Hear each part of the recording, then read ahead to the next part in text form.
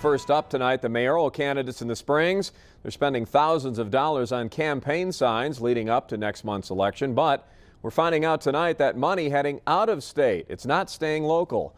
News First 5's Carolyn Carver digging deeper. She's live tonight with a closer look at the numbers. Carolyn? Rob, I searched through all of these required expenditure reports for all of the candidates running for the highest office in Colorado Springs. What I found, most of the candidates are spending their sign contribution money out of state, not buying locally. Mayoral campaign signs on nearly every street corner in Colorado Springs, but it turns out very few of them paid for in the Pikes Peak region. We are taxpayers here in this town. We'd like to get a piece of the pie if at all possible. Hurt and frustrated, longtime business owner Spencer Swan says the local shops weren't even given a shot to compete. How many candidates called you for an estimate or a bid? Zero. Nobody in Colorado Springs. Zero, nothing. No estimates, no calls. Local voters say local money should stay here like many of the candidates are pushing for. Honestly, I find that a little disrespectful.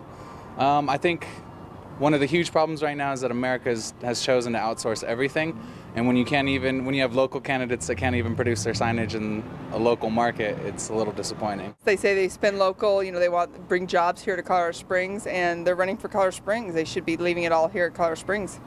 Campaign finance records show Steve Bach spent more than $7,000 on signs from Davenport, Iowa. Iowa also seeing cash from Richard Scorman's $4,000 in signs and Tom Gallagher's $2,100. Buddy Gilmore spent more than $3,000 on signs from Iowa and $500 from Lubbock, Texas. And Brian Barr paying a company in Jacksonville, Indiana nearly $4,300. Barr and Gilmore tell me they're just trying to use their campaign donations wisely and get the best deal for their dollar. They're getting a lot of campaign money from local taxpayers, and maybe they're just getting a better bang for their buck. Do they get any credit for that? Not in my eyes, no. No, if they're for this community, let's support the community. I think that's the way to go. In our search, documents show Dave Munger's the only candidate keeping all of his nearly $2,800 sign budget in Colorado Springs at a local shop. Scorman tells me he regrets the move and is spending local from now on. People in Colorado Springs just need to pay a little more attention to these fellows that are running and read a little deeper into where they're getting their money and where they're spending it. I'm sure it's all available, but they're not spending it with sign shops in town. I know that for sure.